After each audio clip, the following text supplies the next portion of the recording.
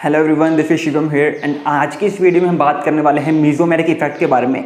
तो देखिए, mesomeric effect के बारे में हमने ऑलरेडी काफ़ी कुछ पढ़ लिया है एंड मीजोमेरिक को हमने कंप्लीटली इंटर रिलेट किया था रेजोनेंस के साथ। तो बात करते हैं हमने क्या क्या पढ़ा है मीजोमेरिक के अंदर। तो सबसे पहले हमने मीजोमेरिक के अंदर इंट्रोडक्शन पढ़ा था, उसके बाद हमने उसकी टाइप्स को जो है कवर कर लिया है। टाइप्स को कवर करने के बाद हमने देखा था कि रेजोनेंस और मीजोमेरिक में क्या फर्क है, दोनों के अंदर सेम फिनोमेना होने के बावजूद, लगने के बावजूद इनको दो अलग अलग नाम क्यों दिए गए हैं।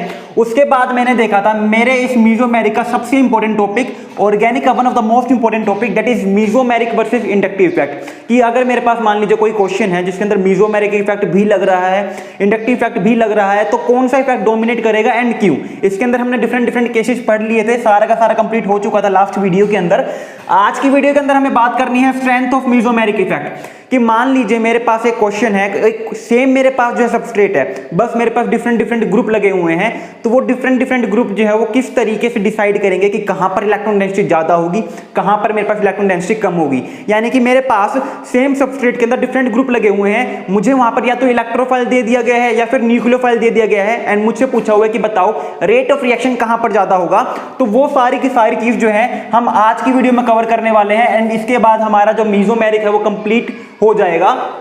और फिर साथ के साथ हम आज की वीडियो में जो है क्वेश्चंस भी प्रैक्टिस कर लेंगे, ताकि आपको आइडिया हो जाए कि हमें मीजोमेरिक के लिए क्वेश्चन जो है कैसे करने होते हैं, ऑर्गेनिक के अंदर ये इफेक्ट कैसे अप्लाई होता है और हम किस तरीके से किसी भी सबस्ट्रेट को देखकर बिना घबराए रेट ऑफ रिएक्शन जो है वो फाइंड आउट कर सकते हैं। तो देखिए, इसके लिए हम जो है 3-4 पॉइंट पढ़ेंगे, ताकि 3 से 4 पॉइंट में आपका सारा कुछ कवर हो जाए।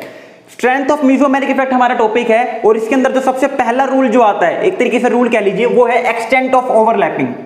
जो मेरे पास पहला है वो है एक्सटेंट ऑफ ओवरलैपिंग। यानी कि मेरे पास मीजोमेरिक इफेक्ट जो है वो डिपेंड करता है एक्सटेंट ऑफ ओवरलैपिंग के अंदर। सबसे पहले सबस्ट्रेट को देख के मुझे ये देखना है कि मेरे पास ओवरलैपिंग कितनी अच्छी हो रही है। एग्जाम्पल के तौर पर हम साथ के साथ एग्जाम्पल लेके चलेंगे ताकि आपको कोई भी दिक्कत ना हो।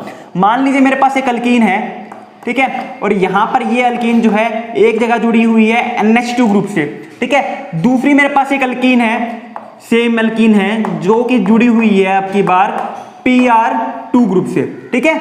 मुझे पता है नाइट्रोजन और फास्फोरस दोनों एक ही ग्रुप के हैं, दोनों एक ही ग्रुप के हैं। अब यहां पर आप एक बात सोच के बताओ, जो NH2 है, जो NH2 है ये कैसा ग्रुप है। ऑब्वियस ही बात है ये plus M effect showing group है, क्योंकि इसके पास क्या प्रेजेंट है, लोन पेयर प्रेजेंट है। मैं आपको अच्छे से करवा चुका हूं कि हमें कैसे पता चलेगा कौन सा ग्रुप प्लस एम शो करेगा और कौन सा ग्रुप जो है माइनस एम शो करेगा, ठीक है। उसी तरीके से PR2 है मेरे पास, PR2 के पास भी क्या प्रेजेंट है, लोन पेयर प्रेजेंट है, तो ये भी शो करेगा प्लस एम इफेक्ट। मुझसे पूछा हुआ है कि बताओ इसमें रेट ऑफ रिएक्शन क्या होगा टुवर्ड इलेक्ट्रोफाइल। मुझे यहां पर क्या दिया गया है, इलेक्ट्रोफाइल दे दिया गया है। मुझसे पूछा हुआ है कि बताओ कौन सा जो है फास्ट रिएक्ट करेगा, रेदर क्या अमीन वाला ज्यादा रिएक्ट करेगा या फिर फास्फोरस वाला ज्यादा फास्ट रिएक्ट करेगा।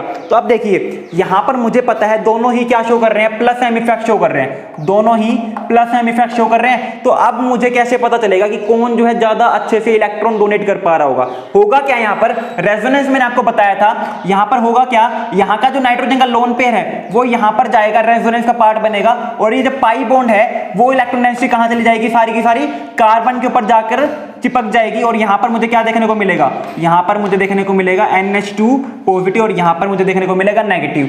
सेम यहां पर होगा, यहां पर भी क्या होगा, जो फास्फोरस है वो अपना लोन पेयर जो है वो डोनेट करेगी रेजोनेंस के अंदर, और मुझे जो है सेम ही स्ट्रक्चर देखने को मिल जाएगा, मुझे जो है सेम ही स्ट्रक्चर देखने को मिल जाएगा।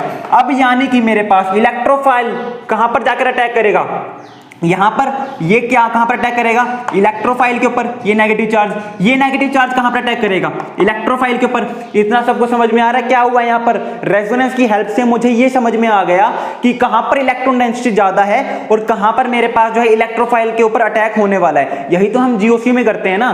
तो रेजोनेंस का क्या फायदा हुआ, रेजोनेंस और मीजोमेरिक से मुझे समझ में आ गया कि इलेक्ट्रॉन डेंसिटी कहां ज्यादा है, कार्बन के ऊपर इलेक्ट्रॉन डेंसिटी ज्यादा है, कार्बन जो है वो इलेक्ट्रोफाइल के ऊपर अटैक करेगा। तो ये चीज जाननी भी तो बहुत इंपॉर्टेंट है ना, ठीक है। तो यानी कि मुझे आपको GOC का जो वो है, GOC में हमें क्या यूज होती है वो तो मैंने आपको यहाँ पे जस्टिफाई कर दिया है कि GOC हमें पढ़नी क्यों जरूरी है, ताकि मुझे इलेक्ट्रॉन डेंसिटी पता चल जाए। अब मेरे पास क्वेश्चन क्या है, मुझसे रेट ऑफ रिएक्शन पूछी है, दिस वर्सेस दिस, कौन ज्यादा फास्ट रिएक्ट करेगा। तो देखिए जितनी अच्छी ओवरलैपिंग होगी, अब एक बात बताओ यहां पर कौन ज्यादा फास्ट रिएक्ट करेगा, वो डिपेंड करता है कितनी आसानी से ये लोन पेयर चला जाएगा। जितनी आसानी से ये लोन पेयर जो है रेजोनेंस का पार्ट बन जाएगा, उतनी ही आसानी से कार्बन के ऊपर नेगेटिव चार्ज आ जाएगा, और जितनी जल्दी कार्बन के ऊपर नेगेटिव चार्ज आएगा उतना ही जल्दी मेरे पास इलेक्ट्रोफाइल के ऊपर मेरा जो ये सबस्ट्रेट है वो रिएक्ट कर पाएगा। सबको क्लियर है ये बात, कोई दिक्कत नहीं होनी चाहिए। तो यहां पर देखिए कौन ज्यादा जल्दी जो है लोन पेयर अपने पार्टिसिपेट करवा देगा रेजोनेंस के अंदर, वो डिपेंड करता है हमारे पास इसके ऊपर एक्सटेंट ऑफ ओवरलैपिंग के ऊपर। तो अगर आपको स्ट्रेंथ ऑफ मेसोमेरिक इफेक्ट देखनी है तो सबसे पहले आप ये देखो कि क्या मेरे पास ओवरलैपिंग जो है वो कितनी अच्छी हो रही है सबस्ट्रेट के अंदर। मुझे पता है कार्बन कौन से ग्रुप का है, कौन से पीरियड का है, मेरे पास सेकंड पीरियड का है। तो नाइट्रोजन कौन से पीरियड का है, सेकंड पीरियड का है। तो यहां पे ओवरलैपिंग कैसी हो रही है, 2p ओवरलैपिंग हो रही है। यहां पर ओवरलैपिंग कैसी है, 2p ओवरलैपिंग है। लेकिन वहीं यहां पर मैं बात करूं तो कार्बन मेरे पास सेकंड पीरियड का है और फास्फोरस जो है वो थर्ड पीरियड का है। तो यहां पर ओवरलैपिंग कैसी है, 2p ओवरलैपिंग है। अब एक बात बताओ, जितनी अच्छी ओवरलैपिंग होती है उतना ही स्ट्रॉन्ग बॉन्ड बनता है, ये बात सबको पता है। उतनी ही आसानी से वहां पर जो है रेजोनेंस पॉसिबल हो जाता है, ये बात भी आपको पता होनी चाहिए। तो यहां पर 2p ओवरलैपिंग है, यहां पर 2p ओवरलैपिंग है। होता क्या है, मान लीजिए मेरे को जो है किसी के साथ जो है बॉन्ड बनाना है, तो अगर दो सेम साइज के एटम होंगे, दो सेम साइज के ऑर्बिटल होंगे, तो वहां पर बॉन्ड आसानी से बन जाएगा। तो यहां पर क्या है, 2p ओवरलैपिंग का मतलब क्या है, मेरे पास दोनों के दोनों ऑर्बिटल जो है वो सेम साइज के हैं। लेकिन यहां पर क्या है, मेरे पास एक 2p का है छोटा है और एक 3p का जो कि बड़ा है। तो छोटे और बड़े के बीच में जो ओवरलैपिंग है वो इतनी अच्छी नहीं हो पाएगी जितनी इक्वल साइज के ऑर्बिटल्स के बीच में ओवरलैपिंग हो पाएगी। इसी वजह से यहां पर ओवरलैपिंग अच्छी होने की वजह से जो मेरा लोन पेयर है वो इजीली ज्यादा पार्टिसिपेट कर लेगा, और जितना ज्यादा इजीली लोन पेयर पार्टिसिपेट करेगा उतना ही अच्छा मेरे पास अच्छा और जल्दी जो है मेरे पास यहाँ पर नेगेटिव चार्ज देखने को मिल जाएगा। तो यहाँ पर अगर मुझे बताना है कि कौन ज्यादा फास्ट इलेक्ट्रोफाइल के ऊपर अटैक करेगा, इसको मैंने नाम दे दिया 1, इसको नाम दे दिया मैंने 2। तो मुझे पता है यहाँ पर 2p ओवरलैपिंग है, यहाँ पर 2p ओवरलैपिंग है, और इसी वजह से मेरे पास जो है 1 जो है उसकी रिएक्टिविटी फास्ट होगी एज कंपेयर टू 2। ठीक है, तो मुझे सबसे पहले अपने सबस्ट्रेट के अंदर ये देखना है कि किस सबस्ट्रेट के अंदर कौन सी ओवरलैपिंग हो रही है। ओवरलैपिंग अगर हमने मान लीजिए मेरे पास कहीं पर 2p ओवरलैपिंग है, 2p ओवरलैपिंग है, ठीक है, दूसरे सबस्ट्रेट में 2p ओवरलैपिंग है।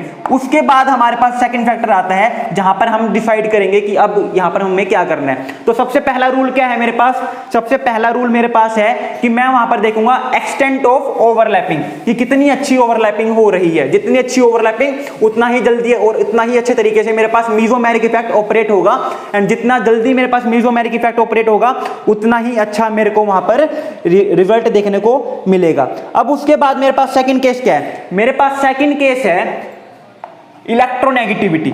सेकंड केस क्या है मेरे पास, इलेक्ट्रोनेगेटिविटी।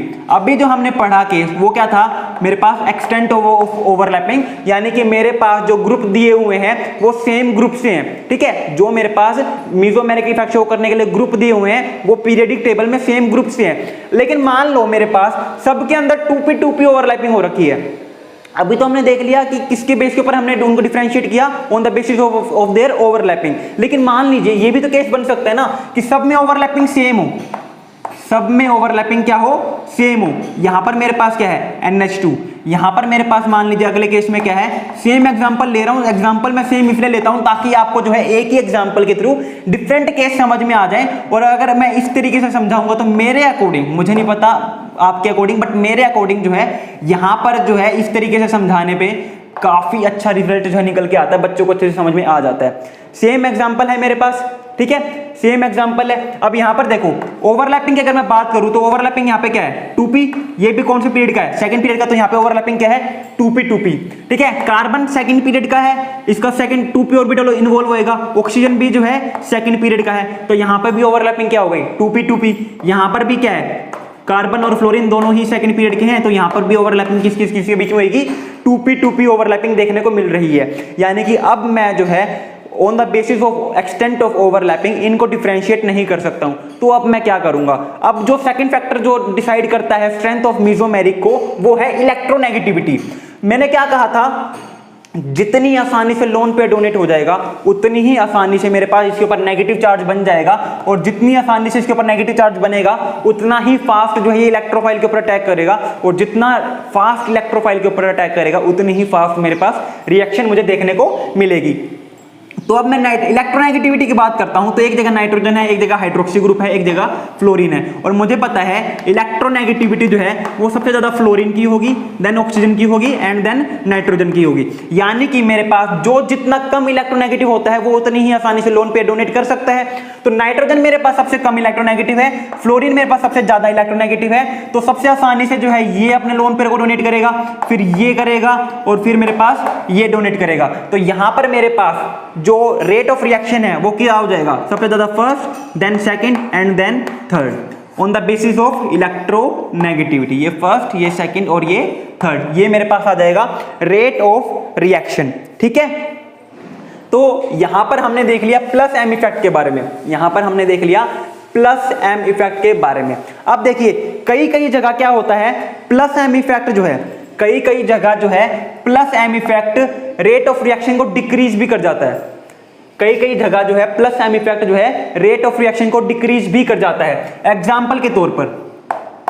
ठीक है, अब हम देखते हैं कैसे। मान लीजिए मेरे पास कोई ग्रुप है RC≡O CH3, ठीक है, यहां पर मान लीजिए यहां पर, ठीक है, ये मेरे पास ग्रुप है, यहां पर है X, मुझे पता है कीटोन है, ये मुझे पता है क्या है, कीटोन है। एंड कीटोन ग्रुप क्या करता है, कीटोनिक ग्रुप जो है वो इलेक्ट्रोफिलिक नेचर का होता है। ठीक है, वो कैसा होता है, इलेक्ट्रोफिलिक नेचर का होता है, इलेक्ट्रॉन की रिक्वायरमेंट होती है। क्यों, क्योंकि यहां पर हमें पता है कि यहां पर मेरे पास क्या देखने को मिलता है, RCO नेगेटिव, और यहां पर पॉजिटिव चार्ज मुझे देखने को मिलता है, जिसकी वजह से कार्बन के ऊपर कौन जाके अटैक करता है, मेरे पास न्यूक्लियोफाइल जाके अटैक मेरे पास कार्बन के ऊपर करता है। ठीक है, अब मेरे पास क्या होगा, कई कई केस में क्या होता है, मेरे पास मेसोमेरिक इफेक्ट जो है, प्लस एम इफेक्ट जो है वो रेट ऑफ रिएक्शन को डिक्रीज कर देता है।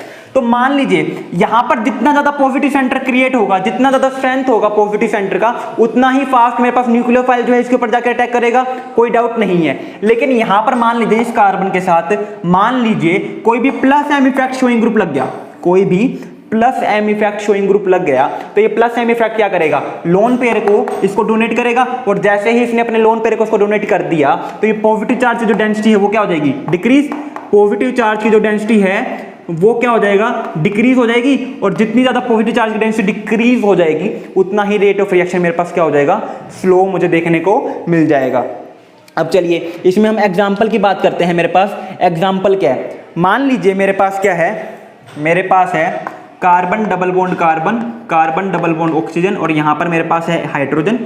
यहां पर एक एग्जांपल है कार्बन डबल बॉन्ड कार्बन, यहां पर मेरे पास कार्बन डबल बॉन्ड ऑक्सीजन, और यहां पर मेरे पास है NH2। मुझसे पूछा हुआ है रेट ऑफ रिएक्शन बताओ, मुझसे पूछा हुआ है रेट ऑफ रिएक्शन बताओ।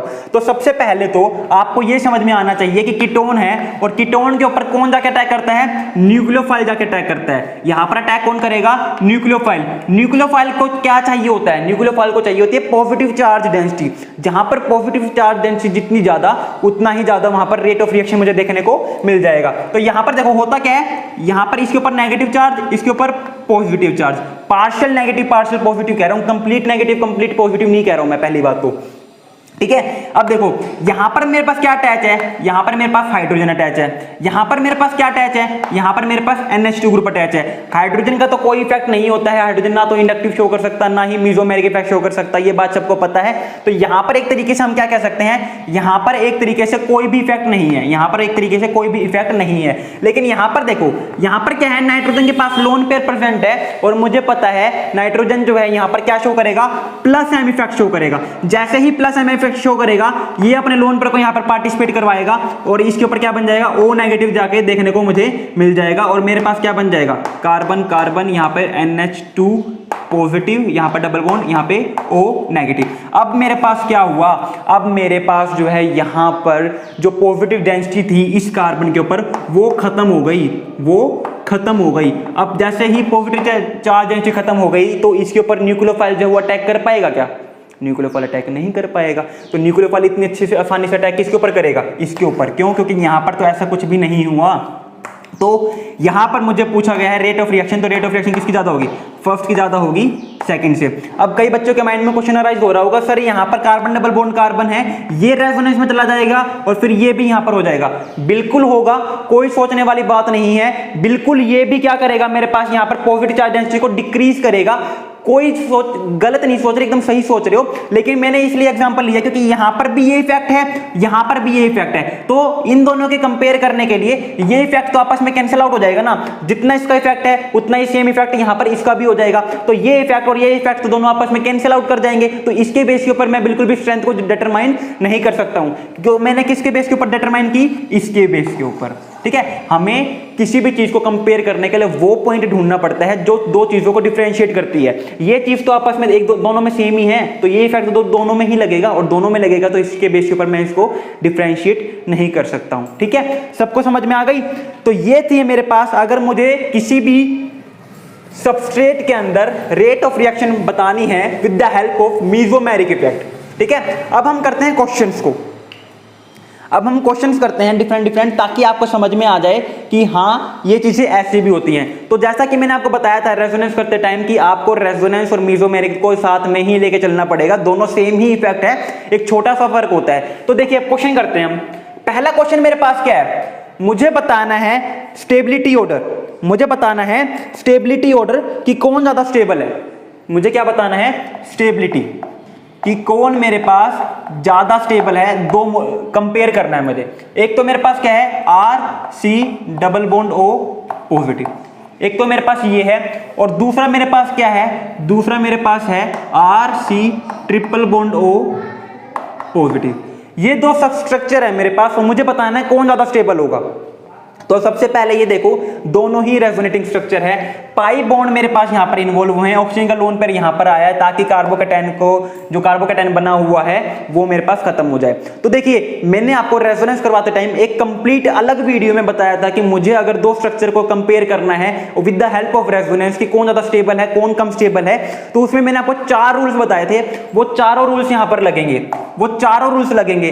पहला रूल क्या था? पहला रूल था कि वो मॉलिक्यूल सबसे ज्यादा स्टेबल होगा जिसके ऊपर कोई भी चार्ज नहीं होगा, और अगर चार्ज है तो सबसे कम जिसके ऊपर चार्ज होगा वो मॉलिक्यूल सबसे ज्यादा स्टेबल होता है। तो यहां पर भी एक पॉजिटिव चार्ज है, यहां पर भी एक पॉजिटिव चार्ज है, तो यहां नहीं कि यहां पर मेरे पास चार्ज इक्वल है, मैं इसके बेस के ऊपर कंपेयर नहीं कर सकता हूं। दूसरा रूल क्या था? दूसरा रूल कहता था मेरे पास कि जहां पर maximum number of pi bond होंगे वो मॉलिक्यूल ज्यादा स्टेबल होगा एज कंपेयर टू अदर। तो यहां पर देखो, यहां पर कितने पाई बॉन्ड है? एक पाई बॉन्ड है। यहां पर कितने पाई बॉन्ड है? यहां पर 2 पाई बॉन्ड है। तो मुझे इसी रूल से समझ में आ गया कि जो मेरे पास सेकंड है वो ज्यादा स्टेबल होगा फर्स्ट के कंपेयर में। ठीक है, अब आप ये मत कहना, बिल्कुल भी मत कह देना कि ऑक्सीजन के ऊपर पॉजिटिव चार्ज है, यहां पर कार्बन के ऊपर पॉजिटिव चार्ज है, तो ऑक्सीजन ज्यादा इलेक्ट्रोनेगेटिव होता है तो वो पॉजिटिव चार्ज को बियर नहीं कर पाएगा, तो ये तो अनस्टेबल होना चाहिए था। अरे वो रूल हम इस रूल के बाद देखते हैं। Maximum number of pi bond जब हमारे पास इक्वल हो जाते हैं ना, तब हम इस चीज को देखते हैं। ये मैंने रेजोनेंस के अंदर आपको अच्छे से करवाया था, मैं दोबारा इतना सारा एक्सप्लेन नहीं करने वाला हूं, क्योंकि बच्चों ने, कई सारे बच्चों ने वो वीडियो देखी हुई है और वो नहीं चाहेंगे कि मैं वो दोबारा इस वीडियो के अंदर वो सारा कंटेंट पढ़ें। ठीक है, अब मेरे पास दूसरा क्वेश्चन क्या है? दूसरे क्वेश्चन के अंदर भी मुझे स्टेबिलिटी ऑर्डर बताना है। दूसरे क्वेश्चन के अंदर भी मुझे क्या बताना है? स्टेबिलिटी ऑर्डर बताना है।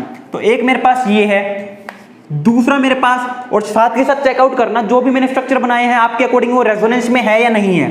ठीक है, रेजोनेंस में है या नहीं है ये आपको चेक करना है, क्योंकि अगर आपको रेजोनेंस के स्ट्रक्चर बनाने ही नहीं आएंगे तो आप करोगे कैसे क्वेश्चंस को? ठीक है, तो तीसरा मेरे पास है structure RCO negative positive OH, और चौथा मेरे पास स्ट्रक्चर है HCO पॉजिटिव नेगेटिव OH। ठीक है, ये स्पेशल क्वेश्चन है, मैंने जानबूझ के उठाया है क्योंकि इसके अंदर चारों रूल लग जाएंगे।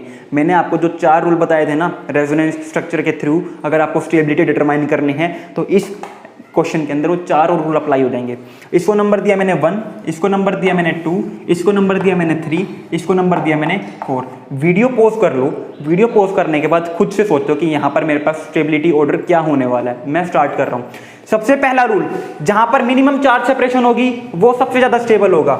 इसके अंदर कोई भी चार्ज सेपरेशन नहीं है, इसके अंदर चार्ज सेपरेशन है, इसके अंदर चार्ज सेपरेशन है, इसके अंदर चार्ज सेपरेशन है, तो सबसे ज्यादा स्टेबल तो मेरे पास क्या हो जाएगा अकॉर्डिंग टू रूल 1 फर्स्ट। ठीक है, जहां पर नो चार्ज सेपरेशन या फिर मिनिमम चार्ज सेपरेशन होगी वो सबसे ज्यादा स्टेबल होगा। दूसरा रूल क्या कहता है? Maximum number of pi bond होने चाहिए। यहां पर एक पाई बॉन्ड है, यहाँ पर एक पाई बॉन्ड है, यहाँ पर 0 पाई बॉन्ड है, यहाँ पर 0 पाई बॉन्ड है। तो अकॉर्डिंग टू रूल सेकंड मेरे पास जो सेकंड स्ट्रक्चर है वो सेकंड नंबर पर सबसे ज्यादा स्टेबल देखने को मिलेगा।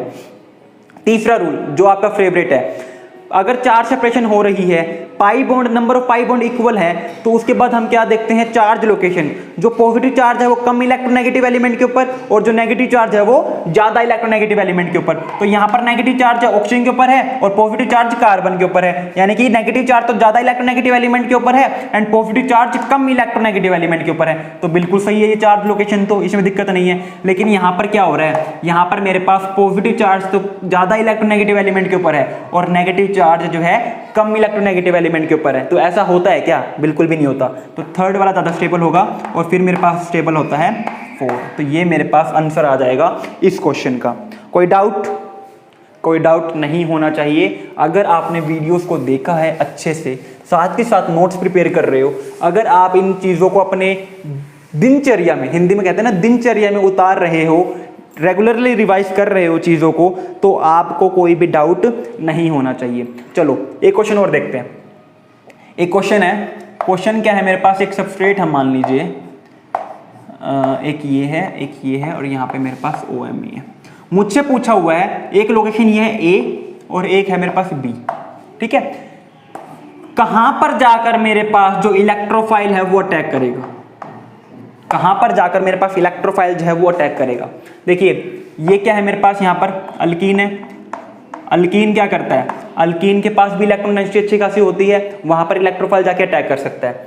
ये क्या है, ये भी सेम क्या है, अल्कीन है, यहां पर भी जाकर अटैक कर सकता है, कोई दिक्कत नहीं है। लेकिन देखिए अब की बार क्या है, यहां पर OMe ग्रुप और जुड़ा हुआ है। OMe ग्रुप जो है वो प्लस एम इफेक्ट शो करता है, प्लस एम इफेक्ट शो करता है और प्लस एम इफेक्ट शो करने के बाद ये क्या होगा, रेजोनेंस में आएगा और ये पाई बॉन्ड जो है वो इस तरीके से टूट जाएगा और मुझे क्या स्ट्रक्चर देखने को मिलेगा, मुझे अब यहाँ पर क्या स्ट्रक्चर देखने को मिलेगा, मुझे यहाँ पर कुछ ऐसा सा स्ट्रक्चर देखने को मिल जाएगा। और देखो अब की बार तो नेगेटिव चार्ज डेंसिटी ही दिखा दी मैंने। पाई बॉन्ड एक है और एक मेरे पास नेगेटिव चार्ज है, कौन ज्यादा इलेक्ट्रॉन डेंस है, ऑब्वियस ही बात है। अगर चार्ज स्पीशीज प्रेजेंट होती है तो वो हमेशा ज्यादा रिएक्टिव होती है और रिएक्टिविटी जो है वो चाहती है, चार्ज स्पीशीज इसलिए चाहती है कि वो किसी तरीके से अपना नेगेटिव चार्ज खत्म कर दे या फिर पॉजिटिव चार्ज जो है वो खत्म कर दे। तो ये बहुत जल्दी जो है इलेक्ट्रोफाइल के ऊपर अटैक कर जाएगा। तो मेरे पास अगर मुझे बतानी हो कि A के ऊपर अटैक होगा या फिर B के ऊपर, तो आंसर क्या आएगा, A के ऊपर इलेक्ट्रोफिलिक अटैक होगा, ना कि B के ऊपर। और आंसर मैंने आपको बता दिया है। और एक क्वेश्चन और है, अब आपके लिए घर से करना है, आपको खुद से करना है और जिसका जो आंसर आएगा आप मुझे कमेंट सेक्शन में कमेंट कर देना, ताकि आपको पता चल जाए कि आपको कुछ क्वेश्चन करने आ रहे हैं या नहीं आ रहे हैं। ये मेरे पास क्वेश्चन है, मुझसे पूछा हुआ है कि बताओ कहां पर ये पोजीशन है A, ये पोजीशन है B, कहां पर मेरे पास जो है इलेक्ट्रोफाइल जाके अटैक करेगा, कहां पर इलेक्ट्रोफाइल जाके अटैक करेगा। सो आज की वीडियो के लिए बस इतना ही। मीसोमेरिक इफेक्ट हमारा खत्म हो चुका है। नेक्स्ट वीडियो में हम बात करेंगे हाइपर कंजुगेशन के बारे में। So thank you very much, have a good day.